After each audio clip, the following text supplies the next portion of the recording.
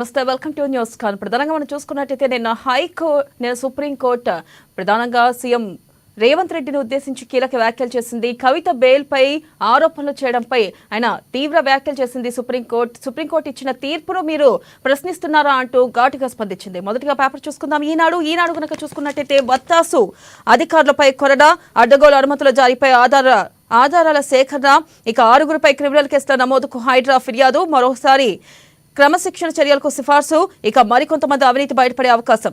ఇక హైడ్రా పరిధి ఓఆర్ఆర్ వరకు ప్రధానంగా చూసుకున్నట్టయితే ఏదైతే అడ్డగోలు అనుమతులపై ఆధారాలు సేకరిస్తున్నాం, అలాగే 6గురిపై క్రిమినల్ కేసులు నమోదవుతున్నాయంటూ కూడా హైడ్రా ఫిర్యాదు చేసింది. ఇక ఈ నేపథ్యంలో కనుక చూసుకున్నట్టయితే వత్తాసు అధికారులపై కూడా కొరడా జులిపిస్తామంటూ ఈ మేరకు హైడ్రా వ్యాఖ్యానించింది. అలాగే ఖాళీ చేయమంటే కూల్చేస్తాం, చెరువుల పరిధిలో ఆక్రమణలపై నిర్మాణదారులకు తాకీదులు, దుర్గం చెరువు ఎఫ్టీఆర్ బఫర్ జోన్లలో పలువురు ప్రముఖుల నిర్మాణాలు, సీఎం సోదరుడు తిరుపతి రెడ్డి నివాసానికి నోటీసులు, బిడ్డను గుండెలకు హత్తుకున్న కేసీఆర్, కవితను చూడగానే భావోద్వేగానికి లోనైన బారాస అధినేత, ఫోర్త్ సిటీ పేరిట భారీ కుట్ర, ప్రభుత్వ భూములు కొల్లగొట్టేందుకు ఒప్పందాలు, మాజీ మంత్రి Harish Rao, Reliance bonanza 1:1 bonus, ఇక జియో వినియోగదారులకు 100 GB క్లౌడ్ స్టోరేజ్ ఉచితం, సుప్రీంకోర్టుపైనే గౌరవం లేదా, ఒక ముఖ్యమంత్రి చేయాల్సిన వ్యాఖ్యలేనా అవి, మేము రాజకీయ పార్టీలను సంప్రదించి ఉత్తర్వులు ఇస్తామా, కవిత బెయిల్పై సీఎం రేవంత్ రెడ్డి వ్యాఖ్యలకు సుప్రీంకోర్టు తీవ్ర ఆగ్రహం, ముఖ్యమంత్రి మాటలను తప్పుగా అన్వయించారన్న ప్రభుత్వ న్యాయవాది, ఓటుకు నోటు కేసు బదిలీపై నిర్ణయం సోమవారానికి వాయిదా. ఇక నెక్స్ట్ కనుక చూసుకున్నట్టయితే సాక్షి కనుక చూసుకున్నట్టయితే అధికారులపైనే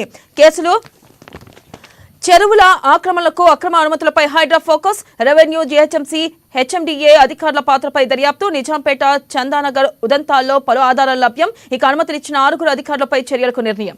సీఎం హోదాలో ఉండి సుప్రీం తీర్పుపై వ్యాఖ్యల, కవిత బెయిల్ విషయంలో రేవంత్ రెడ్డి స్పందన, జడ్జిల తీవ్ర అసంతృప్తి. ఇక ముఖ్యమంత్రిగా ఉండి అలా ఎలా మాట్లాడగలరు, రాజకీయ పార్టీలతో సంప్రదించి ఆదేశాలు ఇవ్వాలా అంటూ కూడా ఇటు సుప్రీంకోర్టు తీవ్ర వ్యాఖ్యలు చేసింది సీఎం రేవంత్ రెడ్డి ఉద్దేశించి. ఇక నెక్స్ట్ కనుక చూసుకున్నట్టయితే తిరిగి ప్రజాక్షేత్రంలోకి కేసీఆర్, రైతాంగ సమస్యలపై పోరాటానికి కార్యాచరణ, సభలు సమావేశాలు నిర్వహించే యోచన, 1-2 రోజుల్లో ప్రకటించే అవకాశం. దుర్గం చెరువు దోషులు అధికారులే, ఇక నాడు అనుమతులు నేడు కూల్చివేతలు, అప్పట్లో ఎఫ్టీఎల్ బఫర్ జోన్ కాదంటూ ఇరిగేషన్ ఎన్ఓసి, దాని ఆధారంగా అనుమతులు ఇచ్చిన నాటి హుడా, ఇప్పుడేమో ఎఫ్టీఎల్ పరిధిలో ఉన్నాయంటూ కూల్చివేతలకు నోటీసులు, గృహాల యజమానుల ఆందోళన, హైడ్రా పేరుతో బెదిరించి వసూళ్లు, అలాంటి వారిపై చర్యలు తీసుకోవాలని సీఎం ఆదేశం. హైడ్రా పరిధి విస్తృతం, ఆక్రమణలపై నోటీసులు ఇచ్చే అధికారం ఇక హైడ్రాకే, ఆక్రమణల తొలగింపులన్నీ ఒక గొడుగు కిందకే సీఎస్. ఇక పారిశ్రామికవేత్తలే టార్గెట్, మాయాలేడి కాదంబరిని అడ్డుపెట్టుకుని ఏపీ సర్కార్ సరికొత్త దందా, బాధితుల్లో పారిశ్రామికవేత్తలు, నేతలు, బ్యూరోక్రాట్లు. ఇక నెక్స్ట్ కనుక చూసుకున్నట్టయితే వెలుగు కనుక చూసుకున్నట్టయితే అంబానీని మించిన అదాని, 11.6 లక్షల కోట్లకు పెరిగిన సంపద, సీఎం అన్నకు నోటీసులు, హైదరాబాద్ మాదాపూర్లోని అమర్ సొసైటీలో తిరుపతి రెడ్డికి ఇల్లు, ఇక అది దుర్గం చెరువు ఎఫ్టీఎల్ పరిధిలో ఉందని తేల్చిన అధికారులు, నెల రోజుల్లో స్వచ్ఛందంగా కూల్చివేయాలని రంగారెడ్డి కలెక్టర్ నోటీసులు, హైడ్రాకు మరిన్ని పవర్స్, మరిన్ని అధికారులతో పాటు ఇక సిబ్బంది కేటాయింపు, ఓఆర్ఆర్ పరిధిలోని చెరువులు, నాలాల బాధ్యత హైడ్రాకే, గండిపేట, హిమాయత్ సాగర్ రక్షణ కూడా. ఇక నోటీసు నుంచి కూల్చివేతల దాకా హైడ్రా ఆధ్వర్యంలోనే విధి విధానాల ఖరారుకు సీఎస్ ఆదేశాలు. అక్రమమైతే కూల్చేయండి, నేను కొన్నప్పుడు ఎఫ్టీఎల్ పరిధిలో ఉందని తెలియదు, తిరుపతి రెడ్డి కాస్త టైం ఇస్తే సామాన్లు తీసుకుని బయటికి వెళ్తానని వెల్లడి.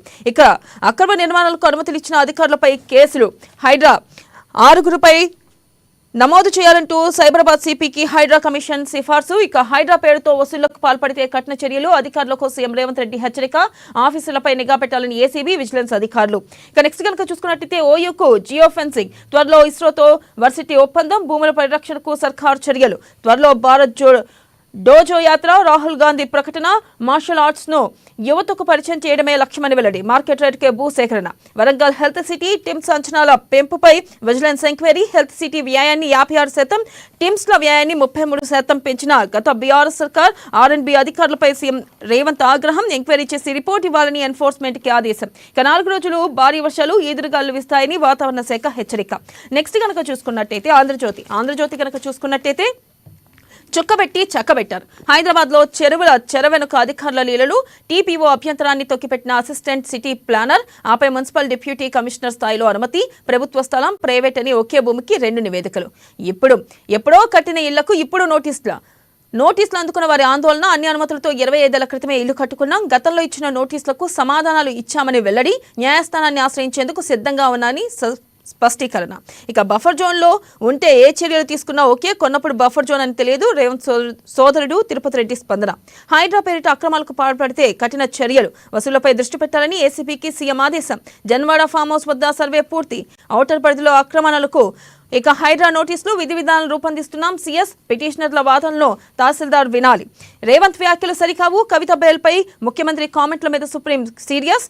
సీఎం స్థాయి వ్యక్తి చేయాల్సిన వ్యాఖ్యల, నేతలను సంప్రదించి తీర్పునివ్వాలా అంటూ కూడా సుప్రీంకోర్టు వ్యాఖ్యానించింది. ఉచ్చు బిగుసుకుంది. ముంబై నటి కేసుపై ఏపీ సర్కార్ సీరియస్. విచారణ అధికారిగా ఏసీపీ శ్రవంతి రాయ్, నేడు విజయవాడకు కాదంబరి జత్వాని. భాగ్యనగరమే దేశంలో అత్యధిక బిలియనర్లు ఉన్న 3వ నగరం ముంబై, ఢిల్లీ తర్వాత మనమే. నగరంలో 104 మంది సహస్ర కోటీశ్వరులు. టిమ్స్ వ్యయం పెంపుపై విజిలెన్స్ విచారణ. కుమార్తెను చూసి భావోద్వేగం, బీఆర్ఎస్ అధినేత కేసీఆర్ కళ్ళలో నీళ్లు. ఇక అమాన్యూస్ చూసుకుందాం. అమాన్యూస్ కనుక చూసుకున్నట్టయితే మరో యాత్రకు సిద్ధమైన రాహుల్, బిడ్డను చూసి కేసీఆర్ తీవ్ర భావోద్వేగం, ప్రతీకారం కోసమే హైడ్రానా, వసూలు చేస్తే తోలు తీస్తా. ఆదిలాబాద్ కాంగ్రెస్ లో చేరికల జోష్. సీఎం బ్రదర్ అయినా డోంట్ కేర్. సీఎం రేవంత్ సోదరుడి ఇంటికి నోటీసులు. హైడ్రా మరో సంచలనం. దుర్గం చెరువు పరిసరాల్లో జోరుగా అక్రమ నిర్మాణాలు. 4 కాలనీలకు తనిఖీలు. తాకీదులు ఇచ్చిన అధికారులు ఎలాంటి చర్యలకైనా సహకరిస్తా తిరుపతి రెడ్డి. ఇక దీనిపై పూర్తిగా విశ్లేషణ మనకు అందించడానికి మనతో పాటు సిద్ధంగా ఉన్నారు కృష్ణమూర్తి గారు. వారితో మాట్లాడేద్దాం. కృష్ణమూర్తి గారు, ప్రధానంగా చూసుకున్నట్టయితే హైడ్రా విషయంలో రోజు రోజుకి తెర మీదకి అనేక రకాల వాదనలు ప్రతివాదనలు కూడా వస్తున్నాయి. అయితే ఈ నేపథ్యంలో ఇటు సీఎం రేవంత్ రెడ్డి సోదరుడు కూడా క్లియర్ గా చెప్పారు, కొన్ని రోజులు టైం ఇవ్వండి, నేను సామాన్లు తీసుకుని వెళ్ళిపోతా అంటూ కూడా వ్యాఖ్యలు చేశారు. మరి హైడ్రా విషయంలో కూడా అనేక ఆరోపణలు వస్తున్నాయి. మరో పక్కన సీఎం హైడ్రా పేరుతో బెదిరింపులు చేస్తున్నారంటూ కూడా ఆరోపణలు వస్తాయి. దీన్ని ఏ విధంగా చూడొచ్చు అంటారు? చట్టం ముందు అందరు సమానమే అనేది ఇక్కడ సీఎం రేవంత్ రెడ్డి పాలన చెప్తుందని మనం స్పష్టంగా అర్థం చేసుకోవాలి. నిన్నటి వరకు కొంత రాజకీయ ఆరోపణలు వచ్చినాయి. హైడ్రా కూల్చిపెట్టు మల్లారెడ్డి అల్లుడికి నోటీస్ ఇవ్వడము, ఎమ్మెల్యే పల్లం రాజేశ్వర రెడ్డి గారి దానికి కాదేవికి నోటీస్ ఇవ్వడము, ఈ పరిణామాన్ని చెప్పేస్తాం. రియల్ కన్వెన్షన్ కూల్చివేయడము, ఇంకొంతమంది నోటీస్ ఇస్తామని చెప్పడము, వాటి మీద సర్వే చేయడము, జన్వాడ ఫామ్ సర్వే చేయడము, ఇవన్నీ చూసిన తర్వాత హైడ్రా అనేది కేవలం ప్రతిపక్ష పార్టీలకు చెందిన నేతలు, నాయకులు వాళ్ళ పైనే ప్రయోగం చేసేందుకు పెట్టినారు. దశలో హైకోర్టు కూడా కొంత వ్యాఖ్యలు చేసింది. అంటే పనితీరు బట్టి ఇవన్నిటినీ పటాపంచ చేయాలి కాదు, హైడ్రా అందరికీ సమానంగా పనిచేస్తుంది.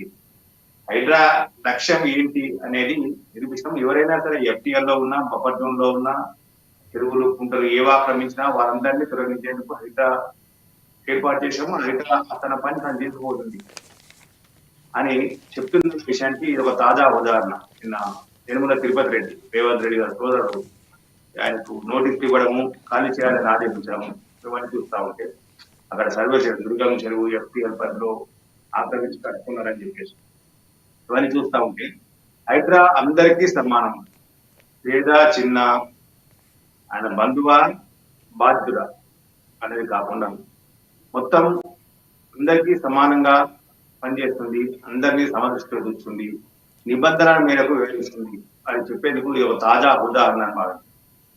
అలాగే ప్రధానంగా మనం చూసుకున్నట్టయితే ఇటు అధికారుల పైన కూడా చర్యలు తీసుకుంటామంటూ కూడా హైడ్రా వ్యాఖ్యానిస్తుంది.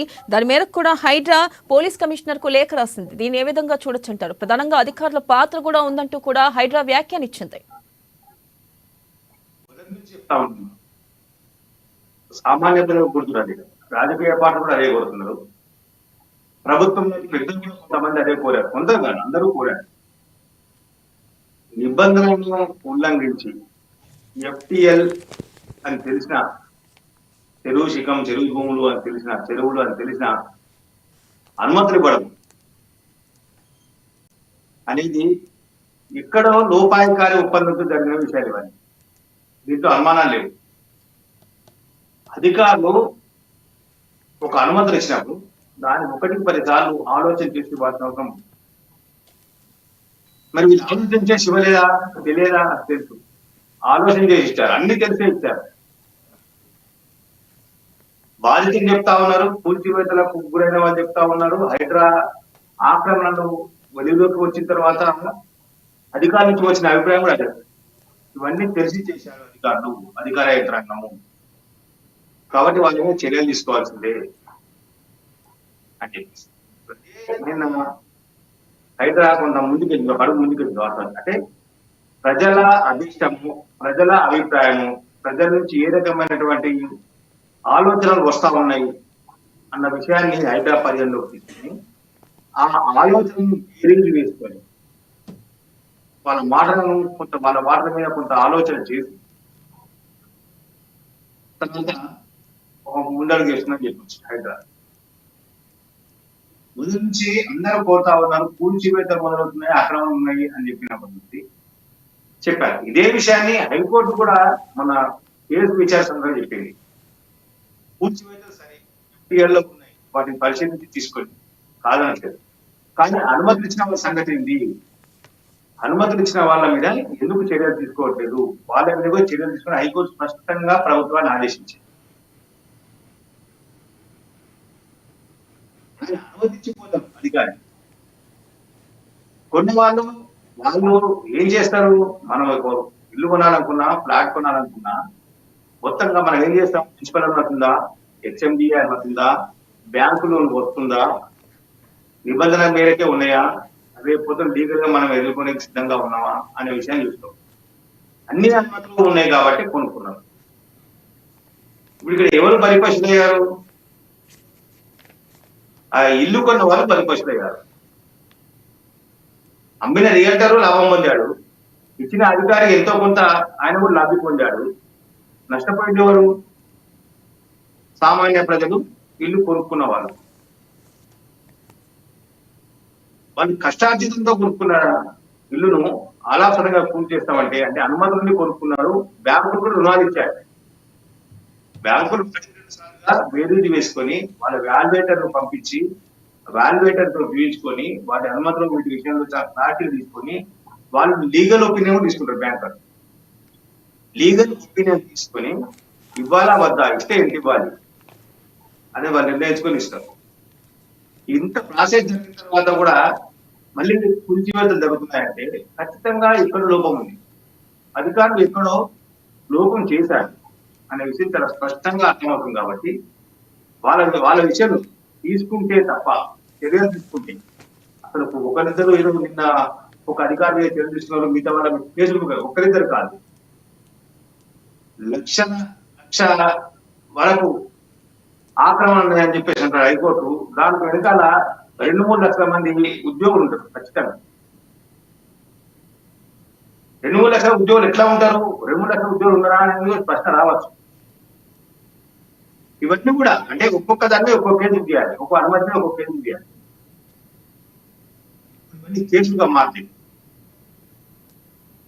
అప్పుడు కొంత భవిష్యత్తులో ఇచ్చే అధికారులు కానీ భవిష్యత్తులో అనుమతులు పొందాలనుకున్నా, అనుమతులు ఇవ్వాలనుకున్నా 1కి 10 సార్లు 1కి 1000 సార్లు ఆలోచన చేసి క్షేత్రస్థాయిలోకి వెళ్ళి దానికి సంబంధించిన పూర్వాపరాలన్నీ చూసి ఇవ్వాల్సిన అవసరం ఉంది. ఆ రకంగా చేయాల్సిన అవసరం ఉంది. చేస్తే తప్ప ఈ ఆక్రమణలు ఆగవు, ఆక్రమణలకు కట్ట వేయలేదు. అలాగే చూసుకున్నట్టయితే సీఎం రేవంత్ రెడ్డి వ్యాఖ్యానించారు, హైడ్రా పేరుతో కనుక వసూళ్లకు పాల్పడితే కఠిన చర్యలు తీసుకోవాలి, అలాగే అధికారులపై నిఘా పెట్టాలి అని కూడా ఇటు ఏసీబీ విజిలెన్స్ కూడా ఆదేశాలు జారీ చేశారు. అంటే ఇప్పటికే హైడ్రా పేరుతో వసూళ్లకు పాల్పడుతున్నారు అనుకోవచ్చా అధికారులు? అన్నట్టుగా లంచగొండకు ఏదని కాదు, అవకాశం వచ్చినప్పుడు వాళ్ళు దోచుకోవడమే వాళ్ళ లక్ష్యం, బెదిరించి దోచుకోవడం వాళ్ళ లక్ష్యం. ఎఫ్టీఎల్ పరిధిలో ఉన్న కొన్నిటికి నోటీస్ ఇచ్చారు, ఇంకా కొన్నిటికి ఇవ్వలేదు. ఏం చేస్తారు అధికారులు? వాళ్ళకి ఇచ్చారు, మీ ఇంటి పక్కలకు ఇచ్చారు, మీకు కూడా ఇచ్చే అవకాశం ఉంది. కాబట్టి మాకు ఎంతో కొంత మమ్మల్ని సంతృప్తి పరచండి, ఎంతో కొంత డబ్బులు ఇవ్వండి, మీకు నోటీస్ రాకుండా. వాస్తవానికి వీళ్ళు ఉండరు, కానీ వాళ్ళ బెదిరించి ఆ రకంగా చేసే అవకాశం జరుగుతున్నాయి. పడతారు కొన్ని అక్కడికల్లా కొన్ని సంఘటనలు వస్తా ఉన్నాయి. బిల్డర్లనే కొంతమంది అధికారులు ఫోన్ చేసి అడుగుతా ఉన్నారు,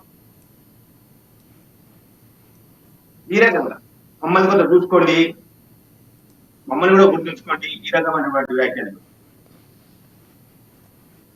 ఇవన్నీ కూడా చిత్రపటంలో అంటే హైడ్రాను అడ్డు పెట్టుకొని అక్రమ సంపాదన పాల్పడే వాళ్ళ కట్టడి చేయాలి, అన్న ఉద్దేశంతో రాష్ట్ర ప్రభుత్వం ముఖ్యమంత్రి రేవంత్ రెడ్డి గారు ఈ నిర్ణయం తీసుకున్నారు. ఇది మంచి ఆలోచన. ప్రజలు ఎవరికైనా ఏమైనా అనుమానం ఉంటే అధికారులను, లంచగొండులను, మధ్యవర్తులను, బ్రోకర్లను వీటిని నమ్మకుండా నేరుగా సంబంధిత కార్యాలయానికి వెళ్ళొచ్చు. లేదంటే హైడ్రా కార్యాలయంలో కౌంటర్ పెట్టారు అనుమానాలను నివేదించుకోవచ్చు. బుద్ధభవన్లోని హైడ్రా కార్యాలయంలో కౌంటర్ పెట్టారు. హైడ్రా కార్యాలయంలోకి వెళ్ళి కూడా మాట్లాడచ్చు. వాళ్ళకి సంబంధించిన అనుమానాలు ఏమున్నా కానీ అక్కడ నివృత్తి చేసేందుకు అవకాశం, ఏ వస్తున్నా ఏ రావట్లేదు, ఎక్కడెక్కడ మార్కింగ్ చేసే అవకాశం ఉన్నాయి, ఎక్కడెక్కడ కూల్చివేతలు జరిగే అవకాశం ఉన్నాయి, ఇవన్నీ తెలుస్తాం వెళ్ళాల్సాం. ఒకవేళ అధికారులకు లంచాలిస్తే అది మళ్ళీ మరోసారి నష్టపోవడం. ఆల్రెడీ బఫర్ జోన్లో ఎఫ్టీఎల్ కూడా నష్టపోయారు, మళ్ళీ వచ్చి మళ్ళీ ఇంకా నష్టపోవడం తప్ప ఎవరు లాభపడే అవకాశం ఉండదు. దీని విషయంలో రాష్ట్ర ప్రభుత్వం కూడా కొంత ప్రజలను చైతన్యవంతం చేసేందుకు కొన్ని కార్యక్రమాలు చేపట్టాల్సిన.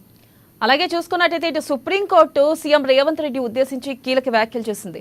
అయితే ఏదైతే కవిత బెయిల్పై ఇచ్చిన తీర్పును వ్యతిరేకిస్తారా, అసలుకి దీనిపై సుప్రీంకోర్టు ఇచ్చిన తీర్పును తప్పుపడతారా అంటూ కూడా తీవ్ర ఆగ్రహం వ్యక్తం చేసింది. అలాగే ఆయన ఏదైతే కేసులో ఉన్నారో ఓటుకు నోటు బదిలీ కేసును కూడా నిర్ణయం కూడా సోమవారానికి వాయిదా వేసింది. ఇది స్వయంకృత అపరాధమే అనుకోవచ్చా? సీఎం రేవంత్ రెడ్డి చేసిన వ్యాఖ్యలే కానీ సుప్రీంకోర్టు ఏ విధంగా చూడొచ్చంటారు? వాస్తవానికి నిన్న ఓటుకు నోటు కేసు విషయంలో సుప్రీంకోర్టులో విచారణ వచ్చింది. ఆ సందర్భంగా సుప్రీంకోర్టు ధర్మాసనం, న్యాయమూర్తులు ఈ రకమైన వ్యాఖ్యలు చేశారు. మనం మొదటి నుంచి చెప్తా ఉన్నాం, కోర్టులు ఎవరికి ప్రభావితం కావు, కోర్టును ఎవరు ప్రభావితం చేయలేదు. ఇవన్నీ రాజకీయ విమర్శలు, రాజకీయ కోణంలో చేస్తున్నటువంటి వ్యాఖ్యలు అని మాత్రం మనం చాలా స్పష్టంగా చెప్తాం. 3-4 రోజుల నుంచి మనం చెప్తా ఉన్నాం. కూడా ఏ కోర్టు కూడా చట్టం పరిధిలో పనిచేస్తుంది కానీ ఏదో ఎవరో వాళ్ళను ఇంప్రెస్ చేశారు, ఎవరో వాళ్ళని ప్రెషర్ చేశారు, ఇవన్నీ ఉండవు. బెయిల్ రాకపోతే ఒక రకమైన ఆరోపణ, బెయిల్ వస్తే ఒకటి. కోర్టులో విమర్శించడం అనేది రాజకీయ నాయకులు ఈ రోజులు సర్వసాధారణం అయిపోయింది. కానీ సుప్రీంకోర్టు కొన్ని గైడ్ లైన్ తీసుకొస్తే బాగుంటుంది, కొన్ని మార్గదర్శకాలు విడుదలిస్తే బాగుంటుంది అనిపిస్తుంది రాజకీయ నాయకుల పరిస్థితి.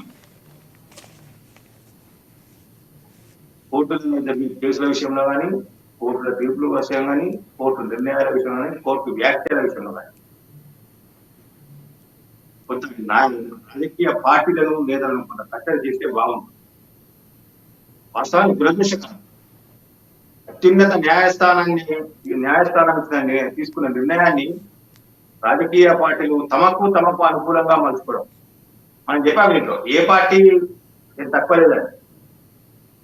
మొన్న కవిత బెయిల్ విషయంలో కాంగ్రెస్, బీఆర్ఎస్, బీజేపీ 3 పార్టీలు సమంగానే చేశాయి. ఒకవరకు చెప్పాలంటే బీజేపీ, బీఆర్ఎస్ కొంత ఆచితూచి స్పందించింది. కాంగ్రెస్, బీజేపీ నాయకులు వాళ్ళకు అనుకూలంగా వాళ్ళకు తోచిన విధంగా సుప్రీంకోర్టు వ్యాఖ్యలను మర్చుకుని, సుప్రీంకోర్టు నిర్ణయాన్ని మర్చుకుని వాళ్ళు వ్యవహరించారు. భవిష్యత్తునైనా రాజకీయ పార్టీ నేత కోర్టు నిర్ణయం విషయంలో కొంత ఆచితూచి స్పందిస్తే బాగుంటుంది. అసలు స్పందించకుంటే ఇంకా మంచిది. కొంత సంయమనం పాటించాల్సిన అవసరం ఉంది రాజకీయ నాయకులు కోర్టు నిర్ణయాల విషయం. కోర్టులను, దర్యాప్తు సంస్థలను తప్పుపట్టడం, వాళ్ళ తీరును ప్రశ్నించడం ఇదంతా సరైనది కాదు. రాజ్యాంగము సుప్రీంకోర్టుకు కొన్ని హక్కులను కల్పించింది, దర్యాప్తు సంస్థలకు కొన్ని హక్కులను కల్పించింది. వాటి పరిధిని నిర్ణయించింది. సుప్రీంకోర్టు తన పరిధిలోనే వ్యవహరిస్తుంది. అన్ని విషయాల్లో సుప్రీంకోర్టు ఓకే చేసుకోవాలి. కొన్ని విషయంలో సుమోటో తీసుకుంటుంది, కొన్ని విషయంలో ఆరోపణలు వచ్చి ప్రత్యర్థులు ఎవరైనా కేసులు వేసి తనకు న్యాయం కావాలి, అన్యాయం జరిగింది అని వెళ్ళినప్పుడు సుప్రీంకోర్టు తప్పు కట్టినప్పుడు మాత్రమే వస్తుంది. మనం చెప్పాం, అరెస్ట్ చేయడం దర్యాప్తు సంస్థలకు ఇంత హక్కులు నిందితుడు అని అభియోగం మోపి అరెస్ట్ చేసే హక్కు దర్యాప్తు సంఘంలో బెయిల్ పొందే అవకాశం పౌరులకు అంత హక్కు ఉంది. బెయిల్ కూడా రైట్, మన హక్కు అది. ఆ హక్కును అక్కడ కోర్టులో వాదించి గెలుచుకున్నాం. దాన్ని తప్పుపట్టి ఇంకోటి ఏదో మనిషి ఇంకోటి ఏదో అనుకోని దానికి ఇంకేదో అర్థాలు విపరీత అర్థాలు ప్రతిపద అర్థాలు ఏవో తీసుకుని పోతా ఉంటే ఇబ్బంది ఉంటుంది. కోర్టు ఉంది అంటారు. కోర్టు స్పందించడం అనేది చాలా మంచి. కోర్టు ఇప్పటికైనా కొంత గైడ్లైన్స్ ఇస్తే బాగుంటుంది రాజకీయ పార్టీలకు, నేతలు. లేకపోతే కోర్టుల మీద ప్రజల్లో విశ్వాసం సన్నగిల్లే ప్రమాదం ఉంది. కోర్టు ప్రతి నిర్ణయాన్ని, ప్రతి వ్యాఖ్యలు భూతత్వంలో పెట్టి చూసే ప్రమాదం ఉంది. కాబట్టి కోర్టు నిర్ణయాల విషయంలో కొంత నాయకులు పార్టీ సంయమనం పాటించగలిస్తే బాగుంది. అలాగే చూసుకున్నట్టయితే తిరిగి ప్రజాక్షేత్రంలోకి కేసీఆర్ రాబోతున్నట్లుగా తెలుస్తుంది. మరి ఈ నేపథ్యంలో మనం చూసుకోవచ్చు, గతంలో కేవలం కవిత జైల్లో ఉందనే ప్రజాక్షేత్రంలోకి కేసీఆర్ రాలేదనుకోవచ్చా? ప్రజాక్షేత్రంలోకి రాలేదంటే లోక్సభ ఎన్నికల సందర్భంగా కేసీఆర్ ఖాళీ బల్పం మొత్తం తిరిగింది. అప్పటికే కవిత జైలుకి వెళ్ళారు. లోక్సభ ఎన్నికల్లో ఆయన అవిశ్రాంతంగా దెబ్బతాకి ఆపరేషన్ అయినా ఆయన మునిపరిచిన వీరులాగా కేసీఆర్ ప్రచారం చేశారు. ప్రజాక్షేత్రంలో అభివృద్ధి చేస్తున్నది సిద్ధమయ్యారు. ఆయన ప్రజలు ఆ పార్టీని తిరస్కరించారు. ఆ పార్టీని, నాయకత్వాన్ని వాళ్ళు విశ్వసించలేదు. కాబట్టి అసెంబ్లీ ఎన్నికల కంటే లోక్సభ ఎన్నికల్లో ఘోరంగా దెబ్బతింది. అసెంబ్లీ ఎన్నికల్లో కాంగ్రెస్ పార్టీ ప్రపంచంలో బీఆర్ఎస్ కొంత తక్కువ నిలబడింది. నాకు అభిమానాన్ని తక్కువ నిలబడింది కాంగ్రెస్ పార్టీ దీంట్లో. కానీ లోక్సభ ఎన్నికల్లో పూర్తి స్థాయిలో చతికిల పడిపోయింది బీఆర్ఎస్ పార్టీ. కేసీఆర్ జనాలు వచ్చారు. ఆయన బస్సు యాత్రకు స్పందన లేదా ఉంది. ఆయన పబ్లిక్ మీటింగ్ లో జనం నుంచి రెస్పాన్స్ రాలేదా వచ్చు. కానీ ఓట్ల రూపంలో మాత్రం పార్టీ మర్చిపోలేకపోయింది. ఆ ప్రజల్లో ఉన్నటువంటి అభిమానాన్ని పార్టీ ఓట్ల రూపంలో మర్చిపోలేకపోయింది. అవి కారణాలు ఏమైనప్పటికీ అప్పటి నుంచి కేసీఆర్ కొంత ప్రత్యక్ష రాజకీయాల్లో దూరంగా ఉన్నారు అని చెప్పారు. అసెంబ్లీకి వెళ్ళకపోవడం, ప్రజలతో కలిసి అమేకం కాకపోవడము, ఓడిపోయినా ప్రజలకు అందుబాటులో ఉండకపోవడము, కనీసం వారాకొకసారైనా పార్టీ తెలంగాణ రాకపోవడము, ఈ పరిణామాల నేపథ్యంలో కొంత కేసీఆర్ కవిత అరెస్టులకి కేసీఆర్ కొంత మానసిక క్షోభం గురవుతుందేమో అన్న అనుమానాలు ప్రజల్లో వ్యక్తమయ్యాయి. ఉంటే ఉండొచ్చు, అన్న కూతురు జరిగిపోయినప్పుడు ఎవరికైనా ఉంటుంది, కేసీఆర్ కూడా ఉండొచ్చు. కానీ ప్రజల అభిప్రాయం, ప్రజాభిప్రాయం తనకు వ్యతిరేకంగా ఒకసారి కంటే ఇంకోసారి వ్యతిరేకంగా వచ్చింది. ఒకసారి వ్యతిరేకత వచ్చింది, ఇంకోసారి తీవ్ర వ్యతిరేకత వచ్చింది. దీన్ని బేరేజీ వేసుకునేందుకు తిరిగి ప్రజాభిమానం ఎలా పొందాలి అన్న ఆలోచనలో వ్యూహాలకు పదును పెట్టడంలో కేసీఆర్ కొంతకాలంగా ప్రజలకు దూరంగా ఉంటున్నదేమో అన్న అనుమానాలు కూడా రైట్. ఏది ఏమైనా మరోసారి ప్రజలను కలగడం, ప్రజలతో మాట్లాడము, ప్రజా సమస్యల మీద పోరాటంలో సిద్ధం కావడం, వీటన్నిటికీ కేసీఆర్ సంబంధమైతే బీఆర్ఎస్ కూడా కొంత బలపడుతుంది. కేసీఆర్ దూరం కావడము, పార్టీ నాయకులకు ప్రజలకు ఎవరికి అందుబాటులో లేకపోవడంతో ఆ పార్టీలో ఉన్న చాలా మంది నాయకులు, చాలా మంది ప్రజాప్రతినిధులు ఇప్పటికే పక్క చూపులు చూస్తాము. కొంతమంది వెళ్ళిపోయారు కూడా, కొంతమంది గొడవలు వెళ్ళిపోయారు, చాలా మంది పక్క చూపులు చూస్తాము. వాటిని కట్టడి చేయాలి అంటే కేసీఆర్ ప్రత్యక్ష రాజకీయాల్లో కీలకంగా వ్యవహరించాల్సిన అవసరం. రైట్. అప్పుడు బీఆర్ఎస్ ఉనికి కొంత కాపాడుకునే అవకాశం ఉంటుంది, బీఆర్ఎస్ పటిష్టం అయ్యే అవకాశం ఉంది. పోయిన ఎట్లా పోతున్నాం కదా, అది ఇది రాష్ట్ర రాజకీయాలు, దేశ రాజకీయాలు ఏమి అధికార వ్యవహారం వాళ్ళ వాళ్ళ పక్కన నాయకులు చేస్తా ఉంది. ఈ పార్టీ ఆ పార్టీ ఈ పార్టీ అని అన్ని పార్టీలు అంతే చేయాలి. ఈ రోజుల్లో నైతికత పూర్ణ రాజకీయాలు ఎవరు చేయట్లేదు. నైతికత లేని రాజకీయాలు చేస్తారు కాబట్టి అధికారం ఎవరి పక్కన వాళ్ళు పని చేస్తా ఉన్నారు.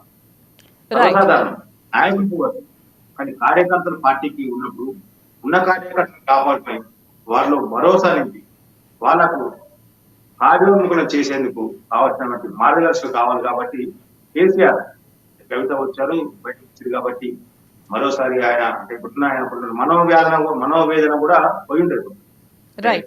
కన్నం కూడా కనబడుతుంది, కదలాడుతుంది కాబట్టి కొంత పోయి ఉంటుంది. కాబట్టి ఆయన ఇప్పుడు ఖచ్చితంగా వస్తే ప్రజాక్షేత్రంలో అధికార పార్టీ చేసిన తప్పులను తెలియజేయడంతో పాటు అధికార పార్టీకి సూచన సలహాలు ఇస్తూ పాలన మళ్ళీ దారిలో పెట్టి కూడా కేసీఆర్ సేవలు అవసరమవుతాయి. దీని విషయంలో ఆయన క్రియాశీలకంగా మారొస్తున్న వార్తలు కూడా వస్తామని. Right Krishnamurthy, thank you. ఇక ప్రధానంగా చూసుకున్నట్టయితే ఏదైతే రేవంత్ రెడ్డి చేసిన వ్యాఖ్యలు కవిత బెయిల్పై సుప్రీంకోర్టు తీవ్ర ఆగ్రహం వ్యక్తం చేసింది. మరి ఈ నేపథ్యంలో మరి రేవంత్ వ్యాఖ్యలని సుప్రీంకోర్టులో ఎలా దాన్ని తిరిగి సమర్థించుకుంటారు, అసలు ఏం చేస్తారు? మరి రేవంత్ వ్యాఖ్యలపై సుప్రీంకోర్టు చేసిన ఆగ్రహం వ్యక్తం చేసింది. అయితే సుప్రీంకోర్టుకి ఏ విధంగా వివరణ ఇచ్చుకుంటారు రేవంత్ రెడ్డి అనేది చూడాలి. ఇది వాటి news can keep watching Ama news నిజం కోసం.